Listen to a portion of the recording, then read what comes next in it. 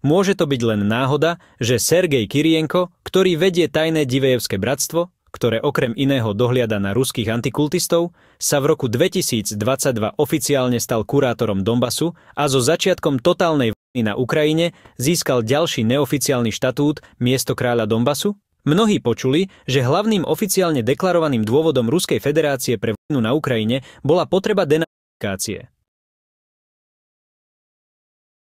Ak si však spomenieme na skutočnosť, že Alexander Dvorkin a ďalší antikultisti obvinili všetky náboženské organizácie, ktoré nie sú spojené s pravoslávím, z podpory nacionalizmu na Ukrajine, oficiálny dôvod tzv. Špeciálnej vojenskej operácie SMO na Ukrajine nadobúda inú perspektívu, rovnako ako pohľad na jej skutočných podnecovateľov.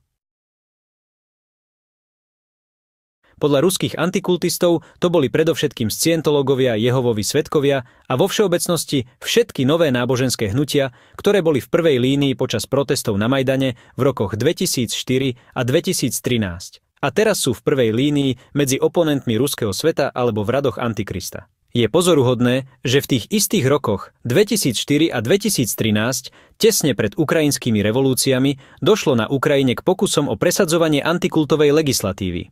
Všimla si to aj ukrajinská účenkyňa, odborníčka na religionistiku a doktorka filozofie Ľudmila Filipovičová, ktorá sa vyjadrila k ďalšiemu pokusu v roku 2020 presadiť ďalší antikultovný návrh zákona na Ukrajine.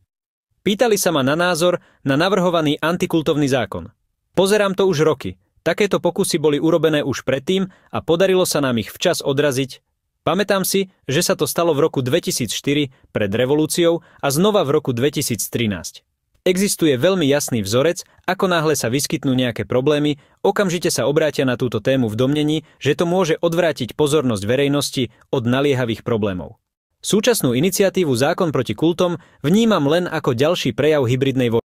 Vidím to, bez toho, aby som bola konšpiračným teoretikom, očividnú ruku Moskvy. Ospravedlňujem hovorový výraz.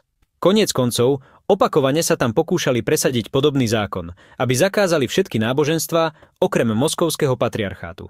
A táto iniciatíva nie je ničím iným ako nemotornou napodobeninou.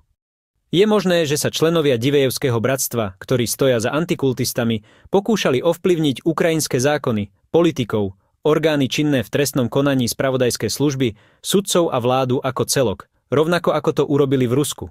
Je to možné. Najmä vzhľadom na ich sféru vplyvu v Európe a Amerike.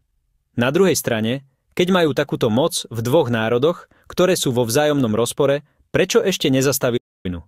Následne bola vojna na Ukrajine zaramovaná ruskými antikultistami a hierarchami Ruskej pravoslávnej cirkvi, ROC, takými pojmami ako oslobodzovací boj, triumf nad temnými silami a Bohom vyvolený ľud.